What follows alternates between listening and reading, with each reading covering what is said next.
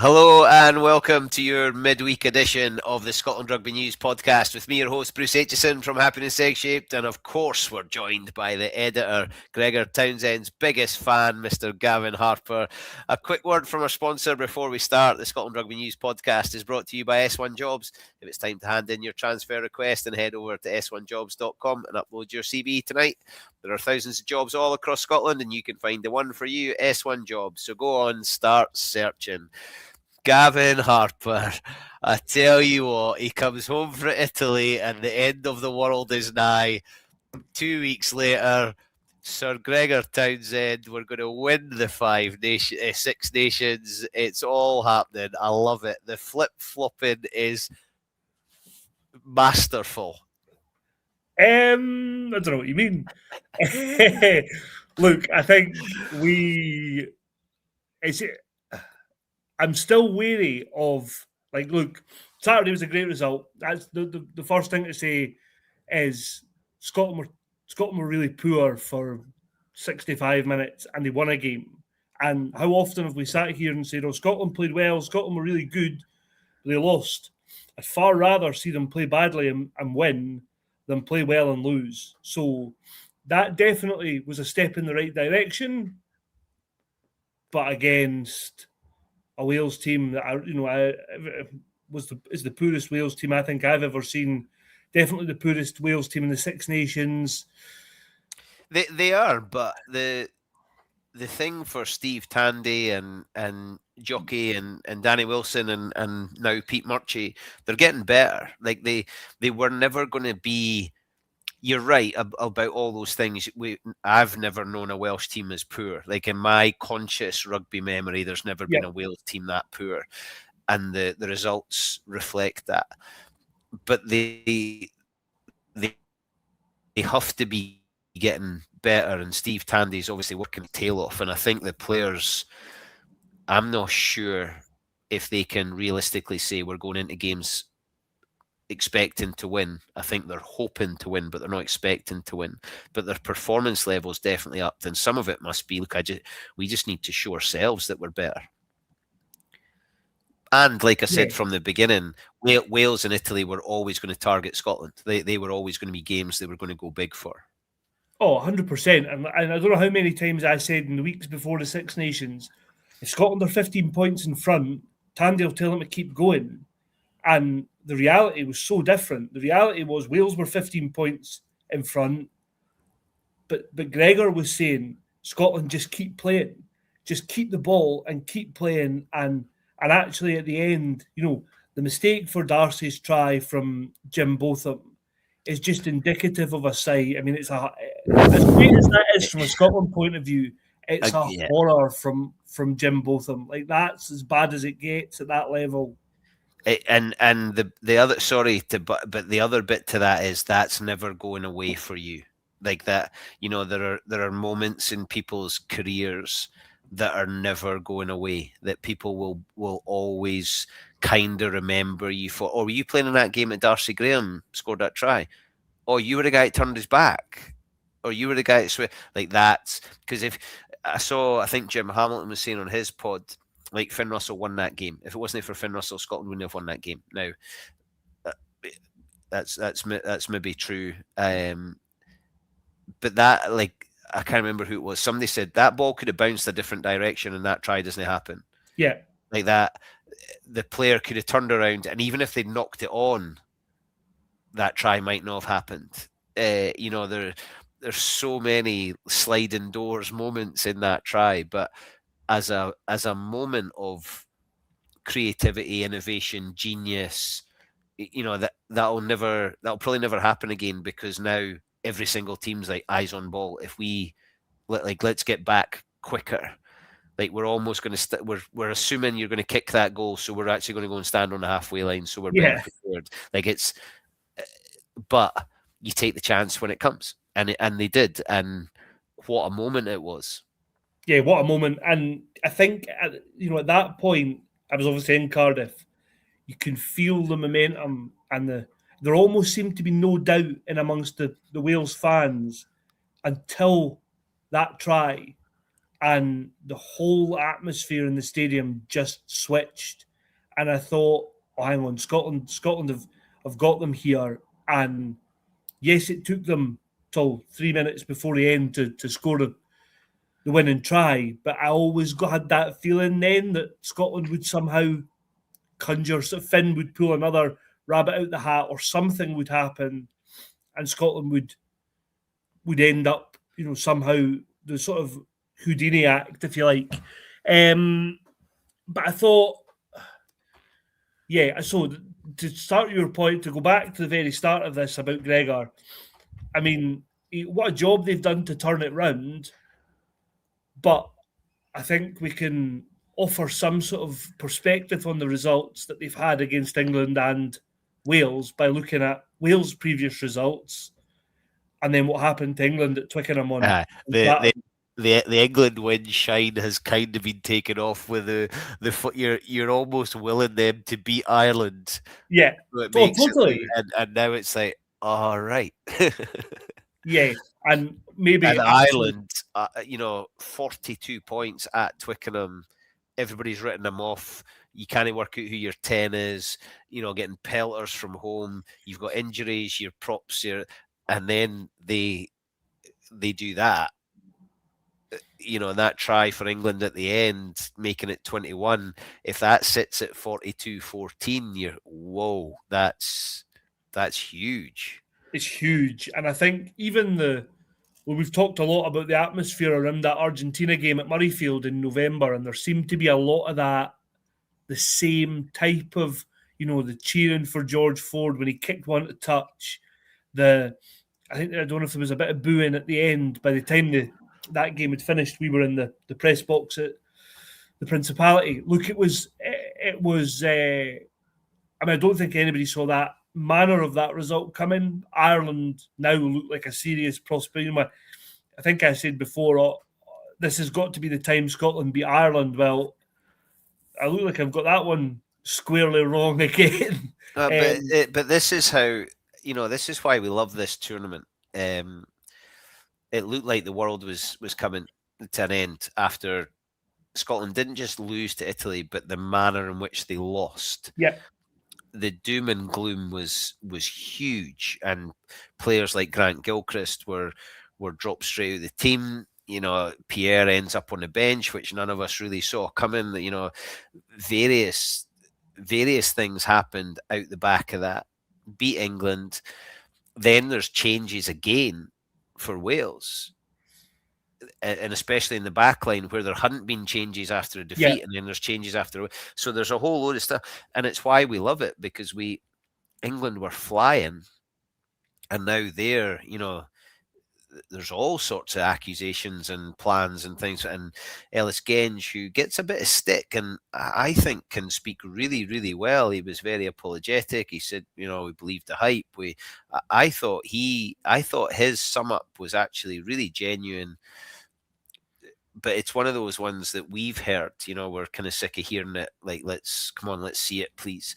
And then the flip of all of this is France are frightening.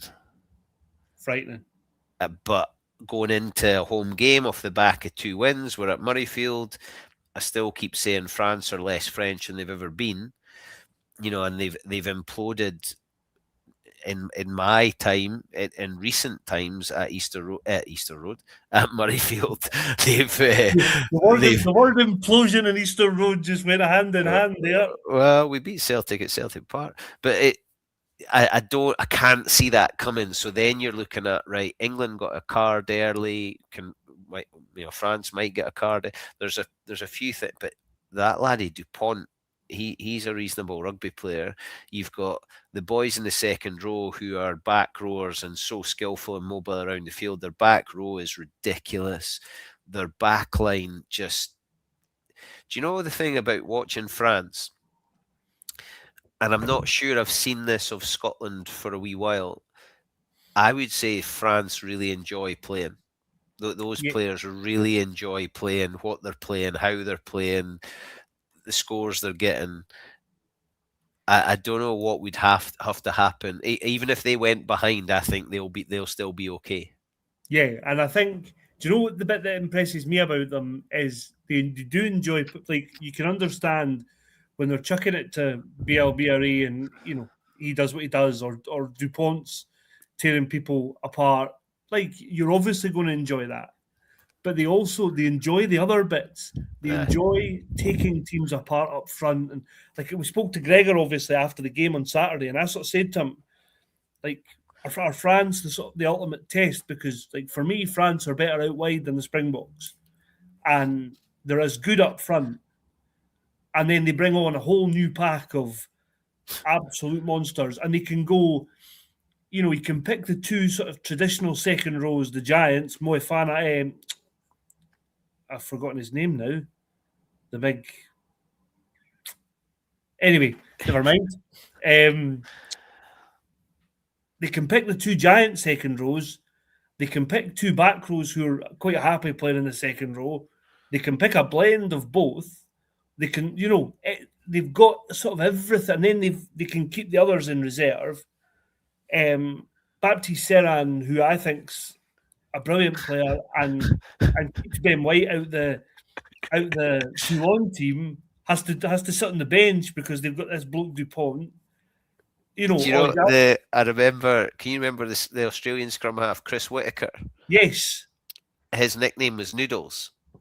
Yes. Because he only got 2 minutes. He only took 2 minutes. Yeah. And it's like with DuPont, the second best scrum half in the world is French, but he's hardly getting any rugby because the best scrum half in the world and probably the best player in the world is your first choice scrum half. It's you kind of feel for the laddie.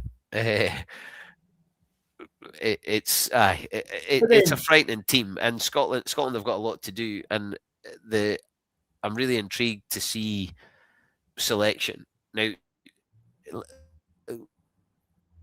Sort of rewinding the tape back to Wales, the start, it got to half time, and you were probably thinking my headline is going to be something along these lines, and then half an hour, 35 minutes later, you're writing something else. You were a piper doing in the press box last week, were you? We were. The drama started before kickoff. Yeah, Mark Palmer from the Times took unwell a couple hours before the game, which gave us all a bit of a fright. So he was taken to hospital after being checked out in the stadium. Taken to hospital. I think he spent the sum total of 28 hours in hospital in Cardiff over the weekend. But glad to report he is out, is home, and seems to be doing well. So, but yeah, that was a bit of a. It certainly wasn't what Scottish nerves needed before kickoff. And fair play to photographer Craig Watson and journo David Barnes, who waited for him to give him a lift up the road.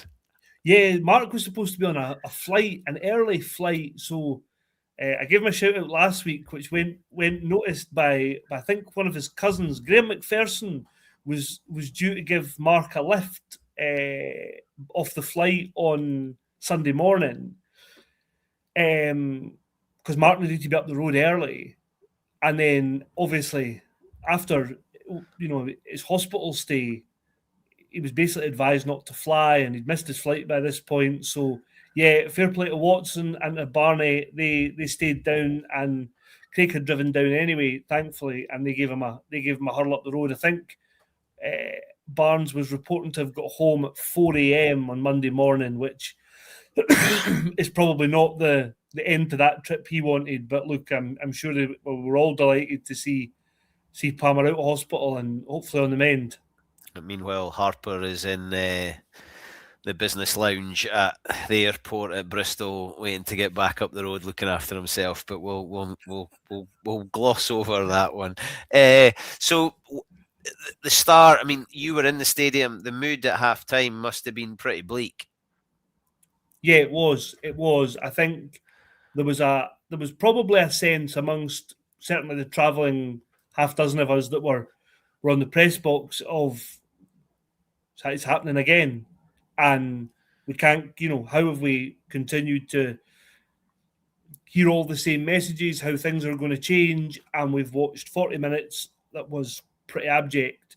Just when Kyle Steyn scored, I thought, oh, here we go. Yeah, so did I. And I thought that looked, for an international level, maybe minus the games you play against the tier 2 countries, or even then, I think you very, very seldom score a first phase. And I thought that looked so easy for Scotland that it was like, okay, well, how do we do that more? And how do we do all the bad stuff that we keep doing less? But they made so many mistakes. I hate to say it, the line out was wobbling all over the place again. I thought, but with Gregor, for all the things that I think, Gregor's still got questions to answer, and a lot of them will be answered in the next couple of weeks. I think it was big of him to say, well, this isn't good enough, and go to the bench in the first half. And I asked him after the game, was that a pre-planned thing to get Pierre and my pal Josh on in the first half, or was that a reaction? And he said, no, that was based on the performance. I actually rewatched the game last night for the second time, purely to watch Nathan Macbeth and Max Williamson. And there's a lot.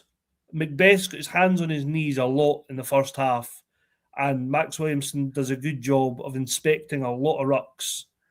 And I just think that alone is the reminder. It's the kick up the backside, probably, that actually that you don't get away with that. You can't be that passenger for half an hour, or because look at the trouble Scotland were in. I'm not saying Bayliss coming on and Schumann coming on changed the game, but they definitely helped. So does Macbeth stay in the 23? I think that's an interesting question, because we've obviously been, and we'll talk about this later on, we've obviously been at Edinburgh and Glasgow this week, and Rory Sutherland's not been released, as far as I'm aware, to play for Glasgow. So there must be a doubt about, the makeup of the two loose heads for. I mean, I think Pierre's got to start against France. I think Macbeth's sort of flattered to deceive in those two games. That he's started, he's played well for Glasgow. He hasn't really helped. The scrum was okay, but still not great. So for me, you've got to bring Pierre back in. I think Pierre wants to come back in. Be interesting to see what that does. I mean, this game is going to be really interesting how it unfolds. So Wales, he spoke. I watched the press conference. It had a slightly different feel to it. I think all three of them post matches have had a slightly different feel. Yeah. But there seems like there's a right. Okay, we're now back on it. There's then a week off for Scotland. I'm interested to see what the selections are for Edinburgh and Glasgow, and we're ahead of the game this week that we're chatting before we've seen those selections. But I'm interested to see the selection. Did they mention? Have you picked up anything about France? About what they're thinking, how they're planning for it? Not particularly, because the most recent access we would have had to speak to Gregor or any of the coaches was Gregor's post-match. So he does a sort of huddle for the travelling Scottish journalists, which is supposed to be a sort of forward-thinking bit, but obviously he's 45 minutes post-match. He wants to enjoy that aspect of it. So there was obviously a bit of France stuff. They'd started previewing France, I think before the Wales game. But there's not a huge amount of insight, or I'll look at the specific tactics, or I think more of that will come next week when the next kind of access comes and we get to speak to somebody from the squad. But look, I think they're well aware of France, of the challenge, and I think this would be one of Gregor's biggest wins if they beat France at Murrayfield. And interestingly, and this was only pointed out to me on Monday, but there's actually a scenario where, in fact, it's not even that complicated, where, so France are on 15 points. A bonus point win for France wins them the championship. Yeah. And with a week to go, it's all over bar possibly the Triple Crown. So I'm really pleased that had Scotland not go over the line in Wales, the picture would be totally different. But I'm really pleased that they did go over the line, and actually now we do have this Triple Crown thing to talk about, because it almost takes some of that pressure off the France game.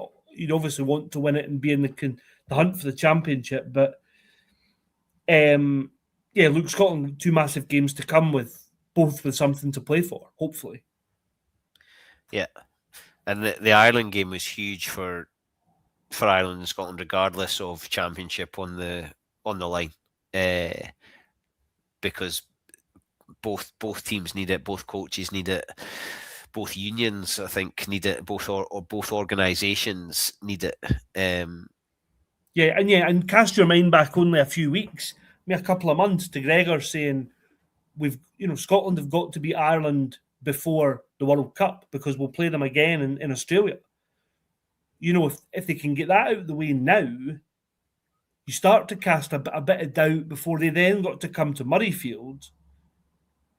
So it could be a turning of the tide. But look, it's still a massive, there hasn't been a Scottish win of any sort at the Aviva. And our last win in Ireland is 16 years ago. Dan Parks. Dan Parks, indeed. Croke Park. So look, there are 2 massive games, and I think after those 2 games, we can probably more accurately judge where Scotland are, because they've probably played the 2 teams at the minute who are the least predictable.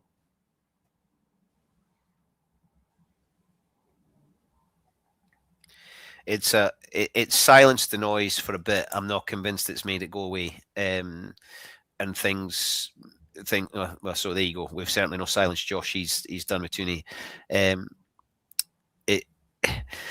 The Six Nations is such a tough competition, and this week is an interesting one, because I'd love to know what's going on. I'd love to know who's doing what. I'm with a couple of the players tomorrow, so I'm keen to bend their ear tomorrow to see what the story is and how the mood is. I say this often on here about I'd love to be in the camp, and I genuinely would. I'd love to know what the chat is when they reconvene at the Oriam on Sunday night or Sunday, whenever they get there. I'd love to know what that first chat is like. What, because they're going to win. They're at Murrayfield, 67,500. They've got England in the bank. They've got 2 decent weeks where they've used different players. I am really keen to see selection. Like, do you play Blair against France?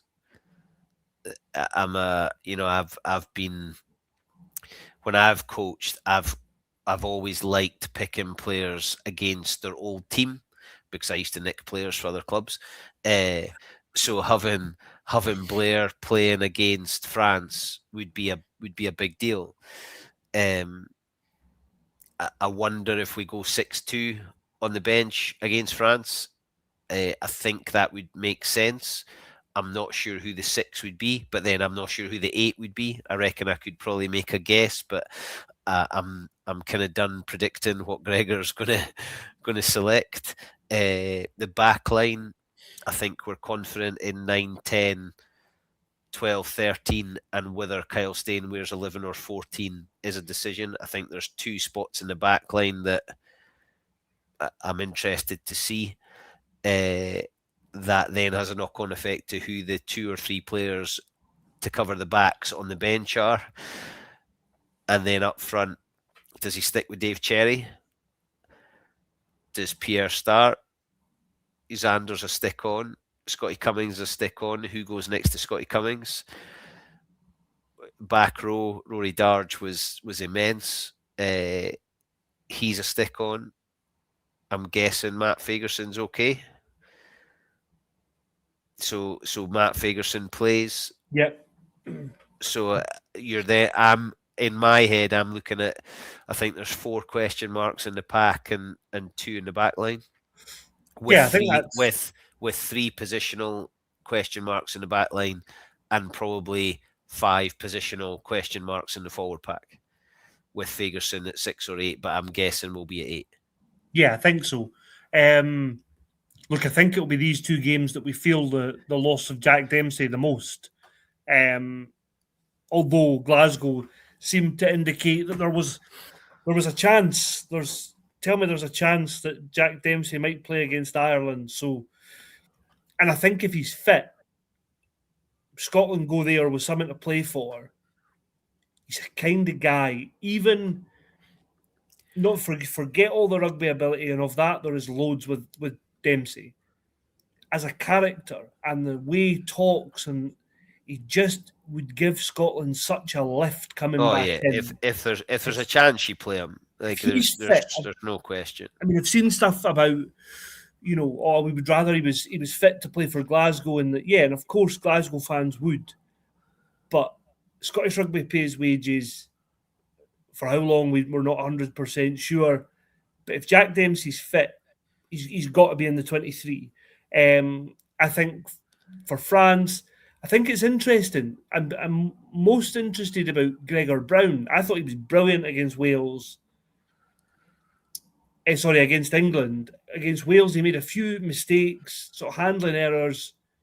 But that ability to start at 6 and go into the second row, and you hold your own in the scrum, and then. But I think where we maybe in the past, Scotland's coaches, Gregor, have overthought this. And Gregor Brown's a 6 who can play in the second row for me. Against France, you're going to face a massive, massive, massive pack. Get 2 big lumps in the second row. I'm not sure Max Williamson can start again, given his difficulties. So you but, bring in Gilco back. So but I think Gilco on the bench was a rogue call anyway. I think Gilco is, and we said this last week, Gilco and Doohan are guys who either start or aren't in the 23. So for me, if you start Gilco and Scott Cummings, I'm fine with that. If you've got Gilco on the bench again, I'm less enthusiastic. What I do then worry about is who's your impact guy. Because if we're saying maybe that goes back to being Max Williamson, then I think the back row, I thought Bayliss was excellent. So if he's in the team, he probably plays 8 and Matt Fagerson's at 6. But then, so there's loads of options, and I think there are obviously good players. Andy Onyema Christie and is certainly one. I was going to name somebody else, but Cam Henderson is the second row I was thinking of. They're obviously out with the squad at the minute. It'd be interesting to see if Gregor thinks they need more numbers. I'd be surprised because they haven't added anybody yet. But yeah, I think he's got a lot to ponder. But I certainly think there was, I've talked about Bayliss, George Horne again, the sort of impact, and I think that's maybe where there's a doubt about the 6-2. I would always now go, I think 6-2 on the bench, but can you carry somebody who's just a 9? And George Horne hasn't really played on the wing, certainly not in a game of that level. So you then need the next person to be a full-on Swiss Army knife, could play anywhere, do anything. I get what you mean. The 6-2's always a risk, and Jamie Dobie, 9 wing, he's shown again and again that he can do both, and George isn't. But the flexibility in that team, George comes on for Ben White, and that's it. The other sub, you're not taking Shuggy or Sione or Finn off. And unless there's an injury, you're unlikely going to replace Kyle Steyn. There has been replacement at Duhan and or Darcy because the other one's kind of been there, and you're unlikely going to take Blair off. So I'm wondering, do you need And while I hate this, because I would far rather there was 3 backs on the bench, because you're most likely to play most of those backs for 80 minutes, you're right, you need somebody that's a Swiss Army knife and can play anywhere, which Tom Jordan can do. But even if Tom Jordan starts, you can bring Blair on, who can play on the ding-a-ling 10 or 15. Tom Jordan can play 10, 12, 13, 15. Shuggy can go on the wing. There are a lot of and while we never like making 3 changes for one, if it's only in the circumstance of an injury, you're maybe willing to accept that. Yeah. It's a long-winded way of saying I think he can do a 6-2 with George Horn. Yes. I think what's interesting, and I think the last time we spoke, I just arrived in Bristol, but we spoke to Gregor on Zoom from Spain. And by the way, their winning record continues after being in these warm weather training camps. They've always done reasonably well. So yes, sir, you'll just have to keep taking the financial hit on those. But the point is, the point is, Gregor said something that I thought was really interesting. That Adam Hastings was on the bench for the first 2 games because they didn't want Tom Jordan starting at 15 and then also covering 10. And then he said Tom Jordan's on the bench against Wales because we want Tom Jordan to cover 10. But we basically, and the insinuation was, we think it's too much for somebody to start and then also be 10 cover. And I thought, this seems to be the complete opposite of the way most coaches now are thinking, that players can fill 2 or 3 positions. And Gregor was almost talking himself into 5-3. And then we've seen that with Adam not being used. He got 1 or 2 minutes against England and not used in Rome. So I don't know. Again, you just think 6-2 is the obvious for France. Against France, I think. And possibly against Ireland. And again, somebody and like Gordon's point on Alex Craig, I think Alex Craig is quite a player.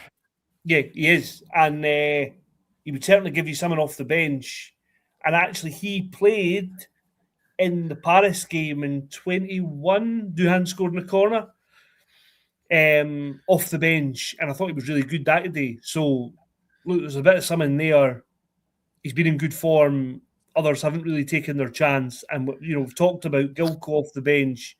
Same thing applies as a Johnny Gray. I'm not sure he's a bench man. So, yeah, let's wait and see what the team brings. But we've plenty of time to discuss all that. Okay, so back to URC action this week. Edinburgh Scarlets on Friday night. You've obviously been into Edinburgh and had a chat. You've spoken to Sean. You've spoken to Satala. There's a fair bit going on. Yeah, there is obviously a fair bit going on. It was the first time we'd spoken to Sean since the confirmation of the coaching changes were announced. So obviously that means Scott Matthew, the attack coach, is leaving to join the Sharks. Defence coach Michael Todd and skills coach Rob Christie are on their way as part of a review led by Sean into basically where things have gone wrong this season.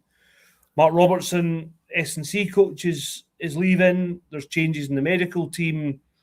Sean, as probably expected, almost read out the press release to us. He said, we want changes of, a new ideas, fresh faces, freshening up the workplace, I think was the phrase that he used, which is probably not the most surprising, but also not the most enlightening. I asked him if there was a mandate on the people they bring in being Scottish, because we've talked long about there being a lot of Scottish coaches who are doing good things in various other places, but there's 2 pro teams and there's not that many Scots involved, and the prospect of the next Edinburgh and Glasgow coach maybe not being Scottish is quite high. So Sean said no, they would get the best people.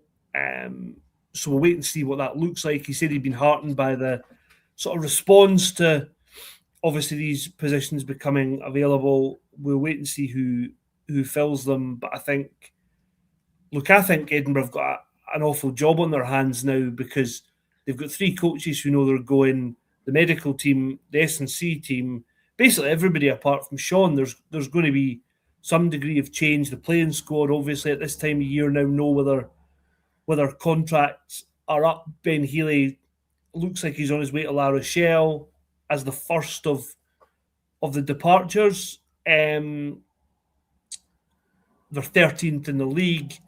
If they don't win against Scarlets, who are second bottom, it all becomes a bit even more sticky. I think it could be a real slog for Edinburgh to get in the playoffs.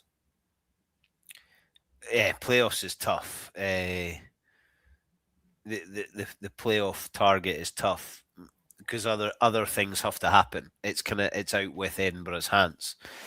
They need other results to happen, but Ian White, some man. The thing is, Whitey, it's almost impossible to create a third team, and we've not got the time to rewind the tape back to 1995 and start talking about all the things that have happened. But basically, that ship has sailed. Yeah. The bit about 2 teams, and I can't remember who it was that was talking about this. Some pundit, and let's face it, there's 4 million of them on the TV channels that are covering the Six Nations. So sometimes it's hard to remember which one said this. But Scotland have got 2 teams going into one national team. France have not just got the top 14, but their second division is also very, very strong.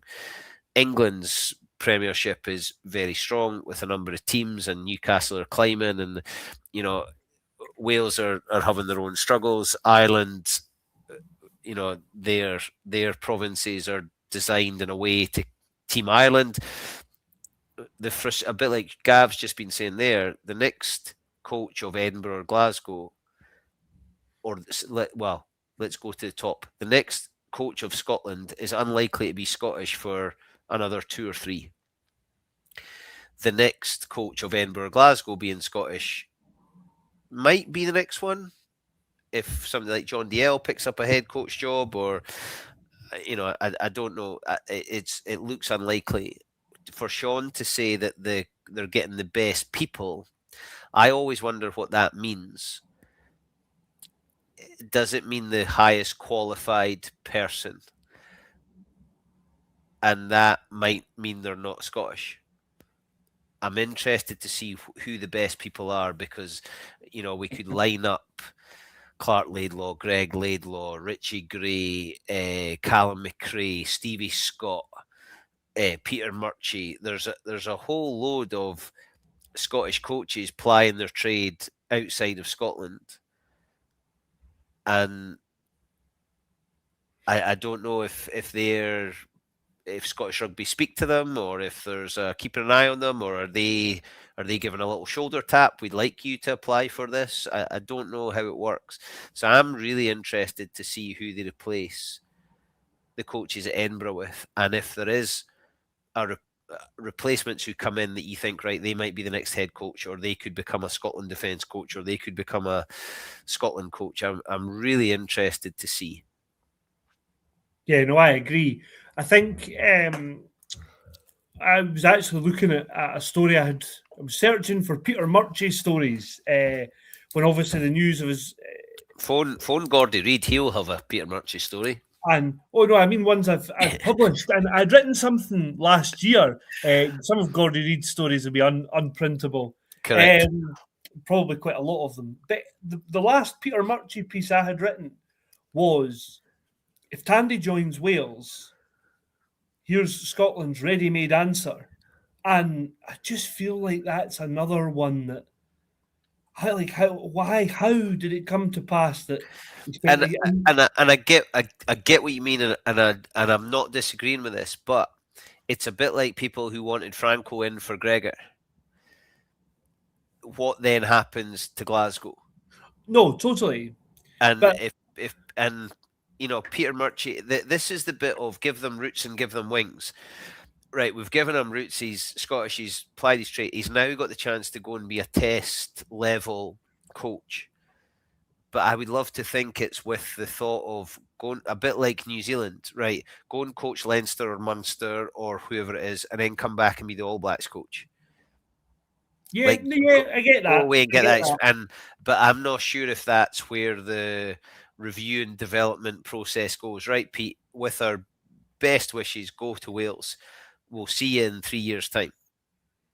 What I wonder, though, is could Pete Murchie have been Scotland's defence coach for the last 8 months when Scotland have relied on a guy working part-time with, and this label will be used a lot and has been used a lot, the part-time head coach. And, would the optics even have been better? Would Gregor have got less stick because actually he's taken this consultancy with Red Bull, but they've acted fast, they've been proactive and found Pete Murchie, who'd just gone to Japan, or they've got him out of his contract to go to Kobe. Look, there's loads to it, but I just think that's another one who's going to be in an opposition coaching box and will know inside out all the Scotland players. Scotty McLeod is obviously leaving Newcastle. I'm interested to see if there's maybe a role for him. That one. So knowing Scotty did, I think, a couple of days a week with Newcastle. He's running the family business. I'm in like a bit like you're saying, a part-time role. And Scotty's stats for lineouts, by the way, are phenomenal at Newcastle. Yeah. He's very, very good at what he does. I'm not sure. Can you factor that in? Is that a money saver that you're only paying somebody 2 days a week, but you know what you're going to get is very good, and he's very diligent. He does a lot of his work away from the time that he's in front of the players, as you would as a line-out coach, because let's face it, you get 10 minutes at the end of a session, go and practice a catch and drive. We need someone off the top, and if he can do a shortened line-out so we can get number 8 run in the middle, that'll be fine. I mean, how hard can being a line-out coach be? Yeah, there's so much to it. Did he try and pretend that lineouts are complicated? I was just about to say John DL might have something different to say after what happened in Rome. Look, I think the other part of that that's interesting is Edinburgh said the people who come in won't necessarily fill the same roles as the people who are going out. So it doesn't necessarily mean they will have an attack coach, a skills coach. You would like to think they'll have a defence coach, but I'm interested to see what the remits of the coaches are and whether they maybe work less in their own silos and work more collaboratively. Yeah, okay. Yeah, and that's another interesting bit. I was having this chat with somebody, I can't remember who it was, but we were talking, Gary Armstrong, and we were talking about when the game first went pro, the first thing that was the first role that was employed was strength and conditioning. Right now you're professional, you've got time to do work, be in the gym, let's get massive. The second appointment became defence coaches, and they were all coming out of rugby league because they were the only folk that were coaching defence. And then the game became, right, how hard can we run and how hard can we smash, and it then became, right, now we need a skills coach, right, now we need a line out coach, now we need a scrummaging coach, now we need an off-ball coach, now we need a skills coach, now we need a contact coach, right, I can do scrum and contact, right, so it's cutting your cloth accordingly. I'm interested to see with the expertise that come in. You've got Stevie Scott doing what he does at Bath, you've got Scotty McLeod doing what he does at Newcastle Red Bulls, you've got Greg Laidlaw, who is not just a coach, but also somebody that's a complete role model. He's doing what he does with the 20s. I spoke to Sean Kennedy. He's loving what he's doing with the 20s. You got Fergus Pringle, who's been with Scotland and is now coaching the 20s. There's a whole lot of people already under the roof, and also some who are well known and have been. Then you've got Clark Laidlaw and you've got Callum McRae, who's returning to these shores at the end of the season. There's a lot of ability out there. And if you're talking about getting the right people, let's get the right people and then we'll give them jobs to do, if you see what I mean. Yeah, and I think that might be it. I think we all got hung up. Remember when Andy Farrell announced his Lions coaching staff and they were all just assistant coaches? And I remember there was a media WhatsApp group and there was loads of messages in I bet that was exciting. saying, yeah, it was thrilling. Saying, who's the forwards coach? What are these guys' roles? And the response from the media team and also from Andy Farrell was they're all assistants and they'll all work across. And obviously, John DL wasn't coaching Johnny Sexton. Wasn't coaching Finn Russell how to kick the ball and Johnny Sexton wasn't coaching lineouts. But so it makes sense to get the right people in, then divvy up the workload after. I think too often you can look the other way and say, well, actually, we need a skills coach, so we'll get Greg Laidlaw. So I think maybe that's the right way to go about it. But as I say, I'm interested to see who the personnel are, what the makeup is of the coaching staff, and then how they all feed into Sean and what does Sean's remit look like? I remember the All Blacks a while ago. I can't remember if it was Steve Hansen or who it was, but the coaches felt like they needed a refresh. Yeah. So I think Wayne Smith went from doing that job to that job, and Steve Hansen did that. And actually, the players went to them and went, "Why have you done that? Like, just stay in your lane, stick to what you're good." And they swap back again. But I like that idea of actually we're rugby coaches. Like we're doing the, although I'm not doing the in-depth analysis to that area of the game, I'm still involved in it. Yeah. And if you're off ill, right, you need to go and do that. So it's a bit like France playing players in different positions, and the Springboks are happy to have boys playing the back row and in the centre. I like that idea of it's actually just a game that you're playing and you're coaching the game. Go and put Whitey's comment back up because it looked really long and that must have taken him a long time. So we're going to have to go back to that. You got far too much time on your hands, Whitey. I know. I get the point. Aye, there's a massive bias here. He's wanting London Scottish to be better. Like, Whitey, like, come on, son. We have a path. Yeah, agree. And unis rugby is tough. You can stay up on your soapbox, Whitey. You can do whatever you like. You're a top man. I'm they tried with the team in France. They've tried with team in America. There's been other sort of bits and pieces of how do we do it. London Scottish is the one that everybody thinks is obvious. Can we get London Scottish in the URC? And I think from what I can gather, URC would love to have a team based in London. I think London Irish are scratching around still trying to see if they could do that. I think Ealing Trailfinders have flirted with the idea of joining the URC and being based in London. Can you have a South African franchise based in? There's all those ideas. I'm not disagreeing with it in principle. I think it's a great idea, and selfishly, I would love to have 4 teams that are based, one in Aberdeen, one in Glasgow, one in Edinburgh, and one in Stow.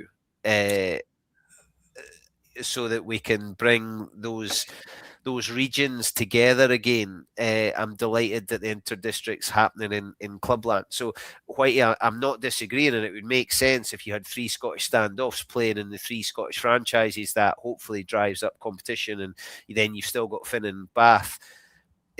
It's having, like, you've got Jamie Dobie, George Horn, Ben Afshar, all at Glasgow. You've got Ewan Ashman, Harry Morris, Dylan Richardson, Paddy Harrison, all Edinburgh. Like, I totally get it. And that's where, are you an entity in yourself? You're Edinburgh, you're Glasgow, or are you under the umbrella of Scotland where they can move people to, this is I've got us in a right tangle. We've not even spoken about Glasgow yet, but I don't disagree. Ireland have the Team Ireland principle. Scotland under David Nucifora, I think, are getting probably a bit closer to that, or that's the aim. But I don't quite know how it works when you bring in Paul Hill, who's an English capped tight hit. Javan Sebastian goes to Wales and now looks like he might be Welsh. Murray McCallum's at Newcastle. There's a whole load of stuff in there that we're not party to, and how it's planned, and what the succession plan is. And geez, Bruce is on his soapbox now. Whitey, I blame you for that. Yeah, but it's all an entirely fair point. It's definitely there's a lot of a conversation to have about pathways and how then you bring people through. The London Scottish one probably was the best because you look at the number of players that went down there who've gone on to do really good things. Am I right in saying London Scottish have got the most internationals still? Yeah, I think that might be right. I'm not 100% sure, but I think you might be right on that. I wholeheartedly agree with this. We Scottish Rugby are lucky to have you. So yes, thanks for Wes, Whitey, what a boy! That's what what a boy happens. indeed. That's what happens when you WhatsApp somebody privately saying, "Go and give me a bit of love." Right, so now you've had that. Should we move on and talk a bit about Glasgow? Yeah, no, I'm not bothered. I think it's chips and ham. Bruce has had a compliment. He doesn't get many of them, so I think we'll just wrap it up there. Yeah, let's go Glasgow. I saw Franco talking about the John Olomu movie being premiered at the Glasgow Film Festival on Friday. Do you think that's an attempt to try and get folk to watch Edinburgh for Franco? I hadn't even thought of that. We can ask Franco that when we speak to him over the weekend. No, Glasgow. I think, it is the feels short like answer to that. But I think it feels like it's been a long time between drinks for Glasgow because they're obviously flying, and Europe's gone well, URC's going well. I would imagine there's a heap of players there just desperate to get back into it. You would think so because, well, certainly we know that Kyle Rowe, Ollie Smith, Stafford, I think that's it from the backs, Gregor Hiddleston, Alex Craig, who's been mentioned, are all going to be available. There might be more. But there's guys there who've been sitting with Scotland for a few weeks. There's guys who've been, out of that Scotland picture. Think of somebody like Jamie Batty, Murphy Walker. The back row is seemingly decimated with Scotland call-ups, but Ewan Ferry, last time he played was for Scotland A, so he might feel like, well, I've got a bit of a point to prove. And again, I just always feel with Glasgow, you know exactly time for the Rolls Royce, Ali Miller. Exactly, Ali Miller, Angus Fraser, Mackenzie. All these boys that just come in and normally just do you a job. I'm interested to see how they play things at 10, whether Adam's available, or whether Dan Lancaster gets a go. He'll obviously know the coach of the Connacht reasonably well, I would think.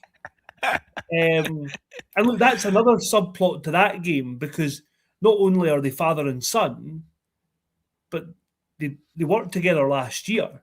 So he'll know everything that his dad probably wants and how they're going to play. And so I'm interested to see what team Franco picks, but I also just expect Glasgow to go there and deliver a type of performance that they do basically every week. I think Glasgow are going to pick 4 hookers and 4 scrum halves in their starting 15. Do you know what? They might just do that. And then they'll fill the rest with centres in the back row and back row in the centre, and it'll all be fine. It's like Edinburgh are desperate to get going, especially Scarlet's coming up the road. I think Edinburgh are all guns blazing. Got to target a bonus point against Scarlets. Yep. Glasgow, I think it's more of a let's just keep the kettle boiling. Let's go again. We're looking for a bonus point win because we're in that position and we want to get that. We want to have those home ties come playoff time. Edinburgh have got that. We've got to get in the playoffs. Glasgow, let's get the home tie. Yeah, 100%. And I think that's we've talked a lot about Edinburgh already, but you probably get a sense of the fans' frustration and the disappointment because Glasgow are doing so well, and it only amplifies how difficult things are at Edinburgh. Look, I fully expect Glasgow to be in the top. They'll be in the top 4. I think they'll be in the top 2 at the end of the season. And I think that could make all the difference in getting a home run. But also, you talk about big games to come. There's Champions Cup, last 16. Inevitably, there'll be playoff games to come. And Glasgow look pretty thin on the ground in some positions. You think about no Dobie. He was having to play on the wing. So no George Horn means, well, assuming George Horn's with Scotland, Ben Afshar starts at scrum half, Class. which then means Jack Oliver gets a goal off the bench. Exactly. But then the wingers, Ollie Smith, Kyle Rowe, Josh Mackay is probably your back three. You're an injury away from one of them saying, actually, I'm going to be the guy that plays in these big playoff games, semi-finals, quarterfinals, and I'm going to do what Seb Cancellieri did 2 years ago and score tries. And, I'm going to be the guy that makes the difference. And you maybe wouldn't have them in the team at the start of the year. So I think there's definitely a lot for these individuals to play for. Yeah, just on an utterly selfish note, Ben Afshar's a class player. I think it would be class for him to get a good run, and then I've got huge bias for Jack Oliver because he's old man, and that story. If he gets a chance, he's desperate to take it. So I think there's good things in there for Scotland. Looking ahead, Benny Afshar still, he's not as young as probably I still think of him, but he's a Scotland cap. He's going to be a Scotland scrum half. When George and Ben White or maybe on the way out, Benny Afshar will be the man to come in and challenge Dobie. Jack will be coming along. There's plenty there. Conor McAlpine at Edinburgh, what a rugby player he is. I've got a lot of time for him. I saw him as a schoolboy and just such a good footballer. Yeah, there's a lot there. It's an interesting weekend, and it's nice to be excited about these two games coming up. With then, right, what does that mean for Scotland? I don't know if anybody gets to play at the weekend that gets a shot with Scotland, but it's also a chance to see boys who are not involved in Scotland stick their hand up and go, right, when the boys come back, I'm ready, coach. Put me in, Sean. Put me in, Franco. I'm good to go. 100%. And there is also a chance for these guys that, are in the Scotland squad to say,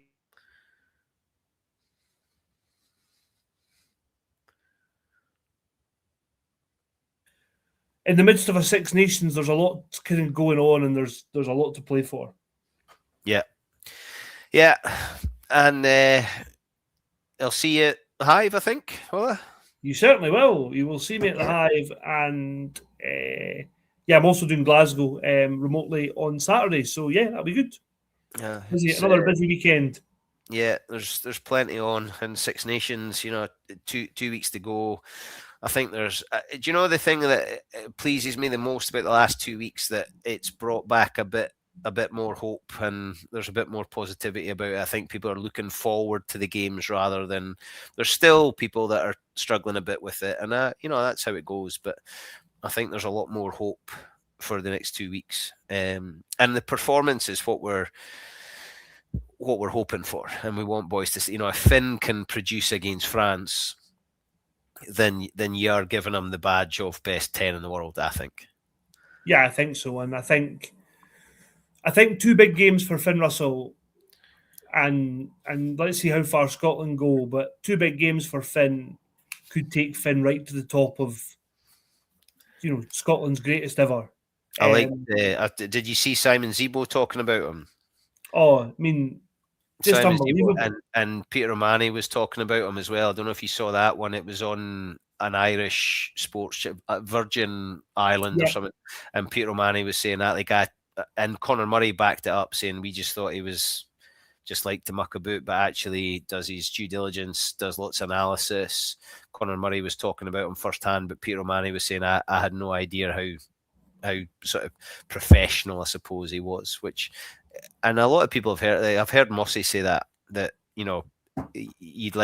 Finn would like you to believe that he doesn't practice, but he does.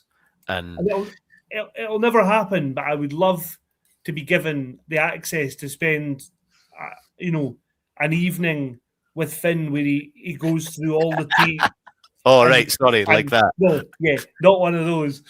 You know, a pre-match evening with Finn, where he goes through all the analysis and you can see how diligently he actually looks into the game. And do you know how I picture it? Like Cool Runnings when the boys all go out to the bar and he's in the bath giving it this one. Yeah. That's Finn. Right, big fella. Love it. Have a great weekend. Good to see you. Thanks for the chat. Thanks for joining us, everyone. A final word from our sponsor. The Scotland Rugby News podcast has been brought to you by S1 Jobs. If it's time to hand in your transfer request, then head over to s1jobs.com and upload your CV right now. There are thousands of jobs all across Scotland, and you can find the one for you at S1 Jobs. So go on, start searching. Look after yourselves. Have a great weekend. Be nice on social media. And if you're at the Hive, come and say hello.